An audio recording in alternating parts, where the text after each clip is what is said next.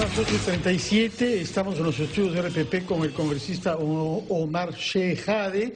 Él es un abogado constitucionalista que ha trabajado varios años en la Procuraduría Anticorrupción, de manera que conoce de qué estamos hablando desde el punto de vista del derecho, pero ha tenido una experiencia judicial, política complicada también, que llevó a que el presidente de la República dijera que usted debería dar un paso al costado, y es por eso que dejó de ser vicepresidente de la República.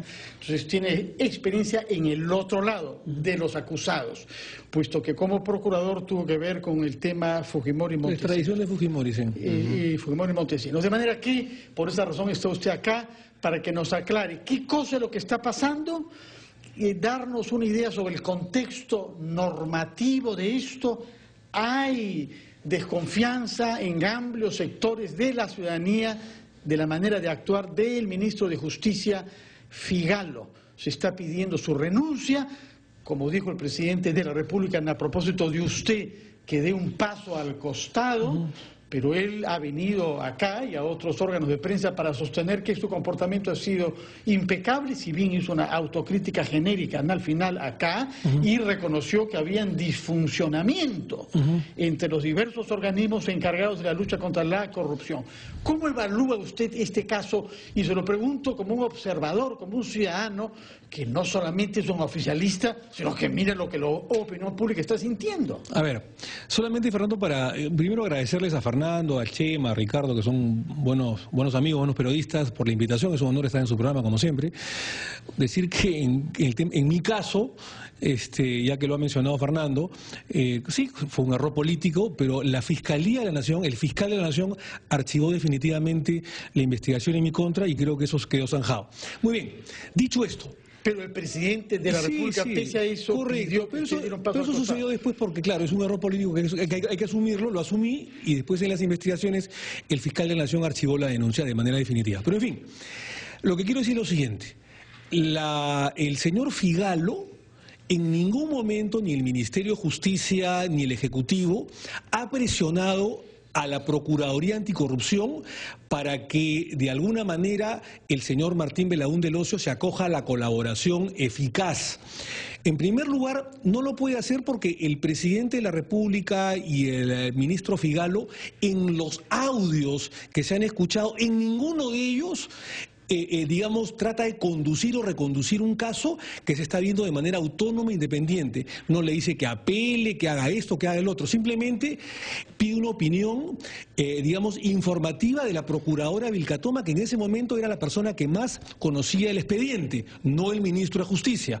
Yo creo que acá lo que ha habido, Fernando, es una inconducta funcional por parte de la procuradora Vilcatoma, que no ha renunciado, la han despedido. Sí, la han despedido. Porque no puede ser posible, Fernando, más allá de lo que vamos a analizar después en el tema de fondo, que un procurador adjunto o un procurador ad hoc o lo que fuera esté enviándole una carta en primer lugar al presidente de la República, paseando al ministro de Justicia para pedir la renuncia de su jefe, el ministro de Justicia. Y lo más grave aún, que esté grabando comunicaciones de el propio ministro de Justicia, cuando el ministro de Justicia no ha cometido ningún delito, no le ha propuesto algo ilegal, no la ha acosado, ni mucho menos. Eso es gravísimo, es una inconducta gravísima, perdón, Ricardo, que en otro país se considera delito. En el Perú es una falta ética y administrativa bastante grande, y por eso grave, y que es por eso que han dado por concluidas sus funciones el día de hoy en el diario oficial peruano, ¿no? Pero la doctora Vilcatoma, cuando explica por qué procedió de esa manera, precisamente revela lo complicado de este caso, la crisis que ha generado este caso y el interés que tiene este gobierno en este caso. Si la procuradora se vio obligada, por indicación de su jefe, Cristian Salas, el procurador Cristian Salas, a grabar toda conversación que tenga que ver con el caso que ella está investigando, el caso de Belaúnde Locio, fue precisamente porque el ministro, lo dice ella claramente en la carta que le dirige al presidente y lo ha reiterado ahora que ya no es más procuradora, el ministro estaba presionando para incluir... Aunque no con No. Lo que dice la procuradora Vilcatoma, y bastante risible, es: yo sentí que el ministro tenía, digamos, algún comportamiento para favorecer al señor Belaúnde del Ocio. Pero el ministro yo lo sentí, dijo es un públicamente, sentimiento. Omar, no, el ministro, cuando el procurador Salas dice no le corresponde a Belaúnde del Ocio la colaboración eficaz porque es cabeza de la organización, el ministro, aunque ahora dice el ministro que no sabía que Cristian Salas había dicho lo que dijo, el ministro le dijo que no era así, que sí le correspondía. Cuando Si te llama el ministro y tú eres procurador, subordinado a él, para una reunión en la que está el abogado del presidente, su asesor legal, el doctor Eduardo Roy Gates, y tú sabes que el presidente es amigo o ha sido amigo o cercano a Martín Belaúnde del Ocio, y te llaman para hablar de la figura de la colaboración eficaz, ¿tú qué entiendes, Omar? Yo entiendo que me está haciendo una consulta jurídica, informativa. Totalmente porque desinteresada. pero por supuesto, porque hemos escuchado además el audio. Hay dos cosas. Una, bueno, si tú entiendes eso, perfecto. perdón, Ricardo, sí, claro. Y lo digo de manera objetiva, no porque soy oficialista. Una, que el señor Salas, el procurador, cuando renuncia el 28 de octubre pasado, él en su carta dice que nunca había recibido presiones, que la Procuraduría siempre ha sido independiente, que el gobierno siempre ha colaborado con todas las investigaciones, caiga quien caiga. En ningún momento habla de presiones, al contrario, dice que el gobierno y el Ejecutivo y el Ministerio de Justicia siempre se han mostrado colaborador con la Procuraduría Anticorrupción y que siempre ha respetado la autonomía e independencia de la Procuraduría. Después de un mes, ¿qué lo hace cambiar al señor Salas? Y en segundo lugar, los procuradores, yo lo sé por experiencia, Ricardo, los procuradores se reúnen normalmente con la ministra de Justicia, con el ministro de Justicia, con el asesor, con el presidente de la República, por el amor de Dios. ¿Eso quiere decir que eso significa presión? Lo que busca Omar, pero es información. Pero acá hay una figura distinta, Omar. No se trata de cualquier caso, porque dicen, se reúnen para ver el caso A, B, C, D, perfecto. Hay casos en los que el Estado tiene interés. Sí. Pero en este caso es particularmente sensible, Omar, y tú lo sabes. Es sensible, también. yo no digo ¿Por que qué? no. Sí. Porque se trata de el financista y jefe de campaña del señor Ollantumala. Por eso es sensible.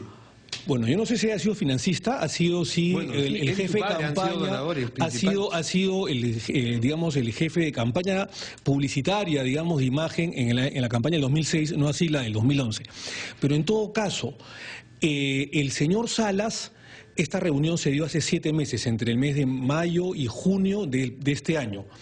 ¿Por qué dejó pasar 7 meses y después de 7 meses suelta la bomba que supuestamente no confían en el ministro Figalo? ¿Qué pasó en esos 7 meses que el señor Salas ni la procuradora Vilcatoma denunciaron una irregularidad o presión por parte del Poder Ejecutivo? Porque no había llegado. ¿No será que el señor Salas, de alguna manera, de cara a los comicios del 2016, querrá, digo yo, Omar, puede ser, postular al Congreso de la República, pertenecer a un partido político? Porque esto me parece bien raro, Chema. Bueno, puede ser, pero eso está en el terreno de las intenciones de cada Por eso es que exhortamos al procurador Salas o al procurador que se manifieste. ¿Cuál es la intencionalidad política de él? El problema es, Omar, que en este caso el fondo es la forma. Nadie cree que esas reuniones fueron para estudiar derecho. Nadie. El 8% puede creerlo, a lo mejor. Y ahí hay un problema político, porque la política es producción de imágenes. La política es producción de imágenes. Entonces, seguramente, en un confesionario, el señor ministro de Justicia y todo el mundo serían absueltos. Sí, pero no en la opinión pública. Y ahí tenemos un problema que es... Percepción, que es decisiva en la política, y desconfianza en las instituciones. Y además se está demostrando otra cosa, que no puede ser. Los procuradores no son empleados del ministro de Justicia.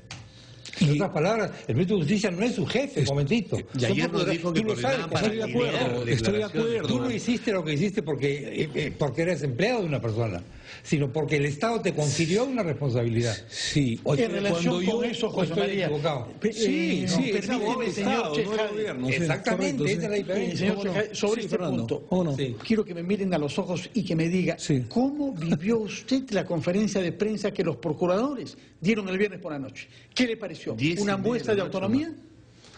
Bueno, yo lo que tengo entendido, y lo le miro a los ojos, Fernando, ese día hubo una conferencia de prensa de parte de los procuradores mostrando de manera indirecta, de manera muy sutil, la confianza y el apoyo al Ministerio de Justicia y a la institucionalidad. Sutil ninguna. Fueron elogios al jefe y denigramiento, eso sí sutil, contra sus ex colegas. Lo que hay que en ese momento relevar es el fortalecimiento institucional más allá de las personas. Porque puede ser que algún procurador anticorrupción no esté de acuerdo con su jefe, que es el ministro de Justicia.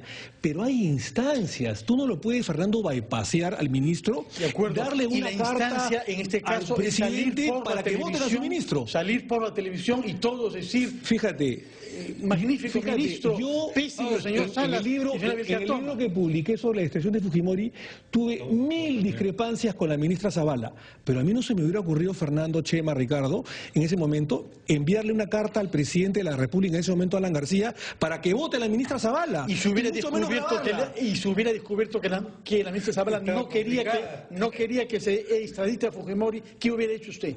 Yo hubiera renunciado y me hubiera ido, pero jamás hubiese grabado a la ministra de Justicia. Es un acto casi delictivo, un acto antiético, es un acto gravísimo de una inconducta funcional que ha merecido la expulsión de la procuradora Vilcatoma. En eso soy absolutamente claro y transparente. Y algo más, me parece de que el Ministerio de Justicia en todo momento, como lo señaló la carta del señor Salas, ha mostrado total colaboración con la Procuraduría Anticorrupción. No hay ningún tipo de presión. Omar, ¿y qué te parece? Ayer el ministro de Justicia, ayer acá sentado, estás tú y yo acá, él me dijo que sí, que se había reunido con Roy Gates y con los procuradores para alinear sus declaraciones. Quería que las declaraciones de los procuradores estén, en el caso de León del Ocio, alineadas con las... Pero no alineadas de manera torcida, pues, Ricardo, sino que tiene que haber una coherencia en los medios de comunicación. Es como en un partido político o en una organización en la que tú tienes que salir... No estar de acuerdo. No tiene que estar de acuerdo el ministro de Justicia y el procurador. Es que no es una chacra. Dejemos que termine más, por favor, porque el tiempo no gana. Bueno, yo lo que quiero decir es que en todo momento el Ministerio de Justicia ha mostrado el apoyo y la colaboración a la Procuraduría Anticorrupción. Nunca ha habido interferencia, nunca ha habido ningún tipo de presión. Y yo quiero más bien exhortar al procurador o al ex procurador Salas que manifieste si tiene alguna intencionalidad política, quiere postular al 2016. Es legítimo, porque me parece muy extraño que haya cambiado de octubre que envió una carta de renuncia al ministro de Justicia en la que jura y señala... una carta formal para no hacer olas. En la que dice, Fernando, que no ha habido ninguna interferencia, que el Ministerio de Justicia ha mostrado todo tipo de colaboración en cuanto a la Procuraduría Anticorrupción. Y decir algo final. ¿Qué tiene que ver el tema de la centralita en la que supuestamente se está discutiendo la colaboración eficaz del señor Martín Belaúnde del Ocio con los supuestos lobbies, que es el segundo caso que todavía no ha sido judicializado?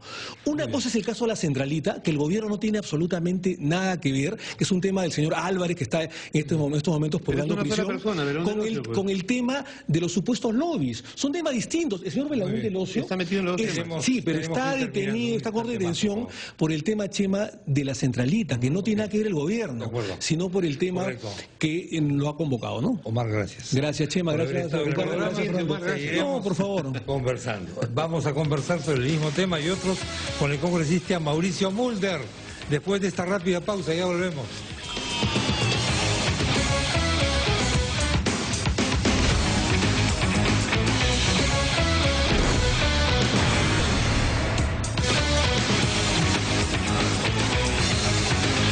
8:54, continuamos aquí en Ampliación de Noticias y ahora conversamos con el congresista Mauricio Mulder, que forma parte, pese a una oposición inicial del oficialismo, de la comisión que se va a encargar de investigar el caso de Martín Belaúnde del Ocio. Buenos días, bienvenido, Mauricio. ¿Qué tal? Buenos días. Buenos días.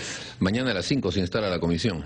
Muy bien. ¿Qué te parece todo lo que ha pasado este fin de semana respecto a la figura de Martín Belaúnde del Ocio, al ministro de Justicia, Daniel Figalo, quien ha terminado pues enredado en un tema en el que se supone el gobierno no tenía ningún interés? Eso es lo que dijeron, ¿no? Y lo que ha pasado con la procuradora Jenny Vilcatoma, a la que han despedido hoy. Yo lo que veo es que hay aquí una suerte de sálvese quien pueda o casi estampida.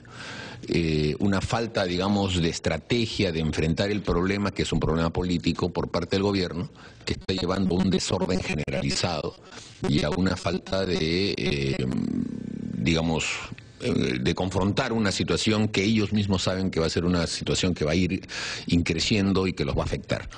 Yo creo que es inusitado, sin duda, que una procuradora le mande una carta al presidente de la República pidiéndole la renuncia del ministro de su sector, pero eso tiene que haber sido consecuencia pues de una intensísima presión que ha llevado a que ella ya se la juegue el todo por el todo, para que el gobierno se involucre en este tema y trate de conducir políticamente no solamente a la Procuraduría, sino también al Ministerio Público y al Poder Judicial.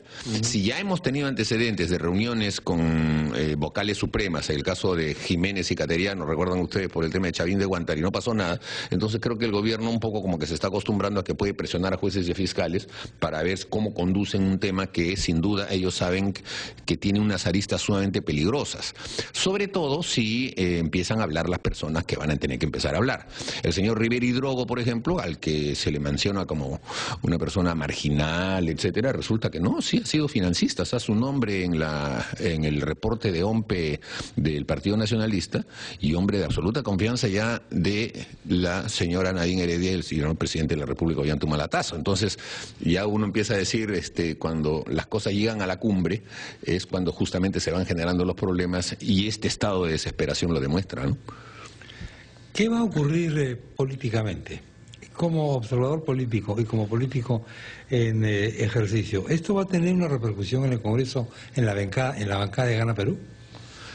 Yo creo que sí, en estos momentos en esa bancada hay un gran desorden, no hay un liderazgo definido, hay discrepancias, hay reacomodos, hay situaciones en las que con conversar uno con alguno de ellos no sabe si realmente está conversando con alguien que tenga la posibilidad de representar a los demás. Hay sin duda también temor, bastante temor, porque esto es un tema que la verdad ha ido apareciendo a nivel del Congreso conforme las noticias salían y se formaban comisiones, pero después resulta que todo es un solo gran tema, ¿no? O sea, matan al señor Nolasco en Ancash, esto desencadena todo, abre la caja de Pandora y entonces se forma una comisión investigadora para el tema Ancash, pero ahí nomás no queda, porque después empieza justamente a raíz del tema de la centralita, se cae la organización Orellana Rengifo y entonces se forma la comisión Orellana Rengifo. Y después resulta que ese tema estaba imbricado con el señor Martín Belaúnde en el famoso tema de la centralita y cómo se manejaba los contactos con personas allegadas a la cúpula del Partido Nacionalista, y ya se abre la comisión Belaúnde Locio. Y entonces vamos a seguir abriendo comisiones segmentadas cuando en realidad todo parece ser un gran tema. O sea, es una organización destinada a hacer recursos económicos sobre la base de contratos con el Estado para favorecerse a sí mismos o a terceros, y a partir de anudamientos, amistades que se germinaron en las campañas del 2006 y 2011. Entonces, es un tema sumamente grande.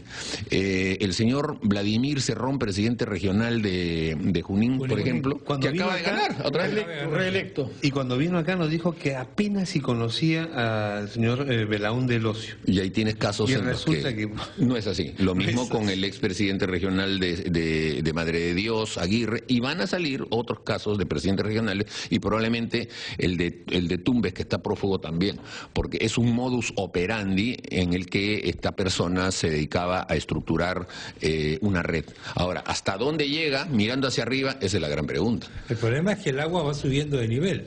Sí, esto empieza a recordar esta represa famosa, la obra épica de Mao, la represa de las tres gargantas. Claro. En las películas estamos viendo cómo va subiendo de nivel. Sí. Ya estamos a nivel del ministro de Justicia, sí, que es el brazo derecho jurídico del presidente. Exactamente. Y el siguiente nivel es el presidente. Exactamente. Esto es lo que está ocurriendo. Quizá un parangón puede hacer también el famoso cuento del niño que ponía el dedo en el dique en Holanda, ¿no? Porque el dique aguantaba el agua y de repente, bueno, esto es un solo hueco y se viene el dique y se inunda todo también, ¿no?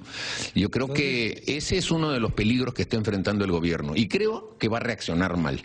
Me parece que en lugar de buscar facilitar el trabajo independiente y que se asuman las responsabilidades que correspondan, que eso es lo que lógicamente uno debe hacer cuando no tiene nada que esconder, creo que el gobierno lo que está buscando desesperadamente es tapar este tema como de lugar. Por alguna extraña razón, esta historia me da la impresión de que es la segunda edición de una historia que a inicios del año 2000 comienza cuando un presidente de la República nombra a un procurador. Exactamente. Para que persiga el caso de una persona que tenía cuentas en Suiza. Exactamente. Pero resultaba que esa persona que tenía cuentas en Suiza era pues un hombre muy allegado a él. Así es. Y el procurador resultó que también lo denunció. a él. Y ahí fue creciendo todo. Entonces, yo no sé por qué... ¿Qué pasa con la memoria? ¿Qué está ocurriendo con la alimentación de la gente? ¿Por qué ocurre esto? Porque lo que estamos viendo acá, corrígeme, estas son preguntas, dicho sea de paso, no pesadas exposiciones teóricas. Lo que está ocurriendo acá es que lo que se está armando son los pliegos de la comisión que a partir de julio del año 2016 va a investigar al gobierno saliente, comenzando con el presidente. ¿O estoy equivocado? Bueno, dadas las costumbres que se han implantado en nuestro país. Un juicio de residencia, donde todo se revisa. Donde todo se revisa y se comienza simplemente con decir, a ver qué pesco, ¿no? Yo creo que no es tan así, ni hay un poco ese predicamento, por lo menos de parte nuestra, porque además las investigaciones no están para guardarlas para el 2016. Es imposible detenerlas ahora mismo y están creciendo, como tú bien señalas, claro. Y allí van a salir muchas cosas. Entonces, ¿qué va a hacer el gobierno? Yo creo que el gobierno va a tratar de mirar las cosas políticamente, pero no con el ánimo de que se deslinde lo malo de lo bueno, sino con el lado de tapar absolutamente todo. Por ejemplo, este tema del señor Urresti y el fútbol está destinado a eso, ¿no? El tema de hablar de los petroaudios, correcto, está destinado a todo eso, o sea, a que se hable de cualquier otra cosa. Y va a haber, creo que el 2015 va a ser un año electoral que va a comenzar muy temprano. Creo que el gobierno va a hacer una guerra política muy fuerte contra la oposición y vamos a estar en una situación de dimes y diretes muy duras a efectos de que se tape este tema de fondo. Pero creo que no lo van a lograr, y lo único que están logrando es que se genere un ambiente demasiado enrarecido y confrontacional en el Perú, que ya casi lo estamos viviendo. Muy adelantado, ¿no? Y demasiado adelantado en términos electorales. Sobre audios, puesto que lo ha mencionado usted, ¿qué le parece el audio hecho por la ex procuradora Vilca Toma? Bueno, dejando de lado el tema de fondo, que es un tema que revela temas, eso de grabar conversaciones y soltarlas, a mí me parece que se está convirtiendo en una costumbre que no debería ser alentada, ¿no? Pero desafortunadamente no parece existir otro tipo de fórmula como para que los temas puedan surgir. Todos los casos que estamos viendo últimamente, no habrían casos, esa es la verdad. Y entonces, yo creo que aquí se ha dado una situación absolutamente lo que es sorprendente, tenemos que ir a la pausa, si no me equivoco, señor Domínguez, le pedimos al congresista que se quede unos minutos más. Lo que es sorprendente ahora no es que se grabe, es que no se grabe. Eso es lo sorprendente. O sea, uno asegura algo y le dice, ¿y tienes un video? No te canto. No vale. No vale, no hay video. Esa es la costumbre nacional. Ya volvemos.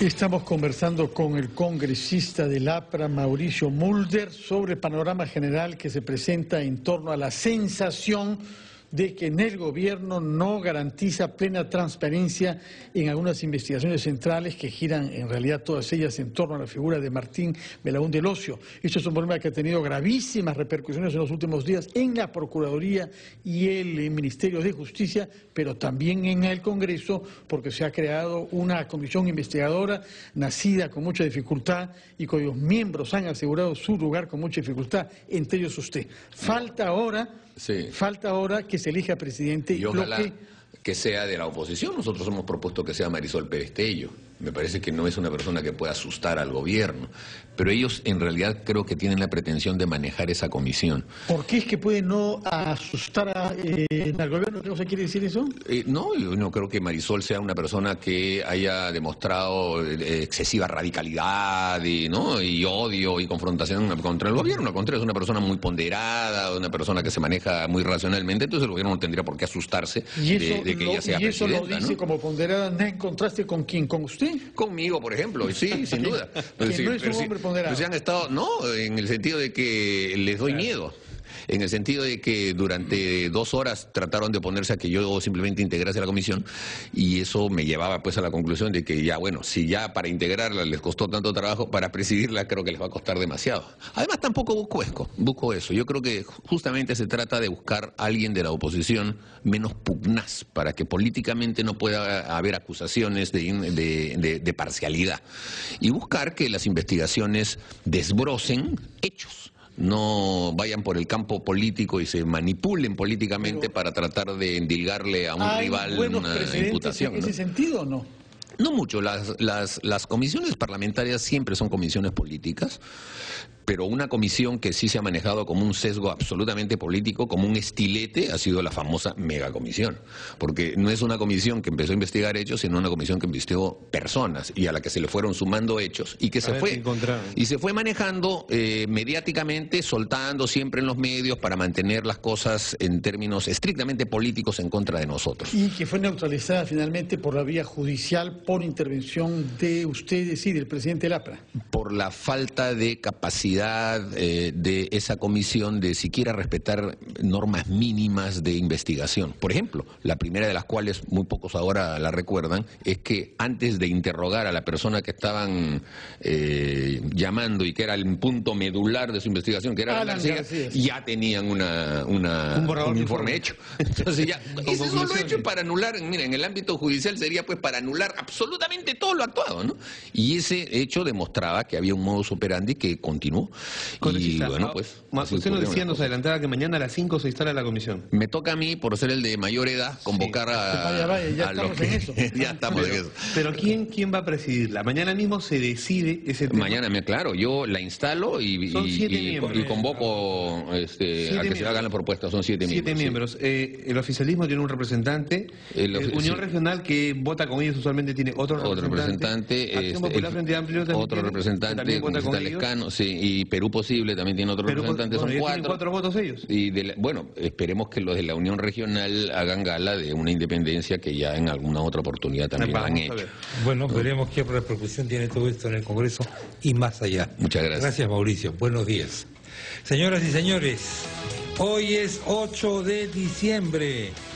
Yo, el año 1987, me encontraba con un amigo que está en el más allá, el Chino Domínguez, preparando unas ediciones que vendíamos a diferentes medios, y de pronto la radio entrega la información que era absolutamente increíble, la tragedia del Fokker de Alianza Lima. Como en otros casos de gran contenido popular, la sensación que mucha gente tiene es que este sigue siendo un caso abierto, a pesar de que no se probó nada de lo que en ese momento como leyenda destiló la prensa y todo el mundo, e inclusive deudos de los muchachos futbolistas. Pero la sensación, hay así casos emblemáticos en los que nos queda siempre esta sensación. Uchurajay es otro caso, por ejemplo. Sobre esto, página 11, la famosa página 11 que existió, en fin. Volvemos con el tema, con la película, con su director y con gente que ha integrado el grupo de actores que ha hecho esta película. Ya volvemos.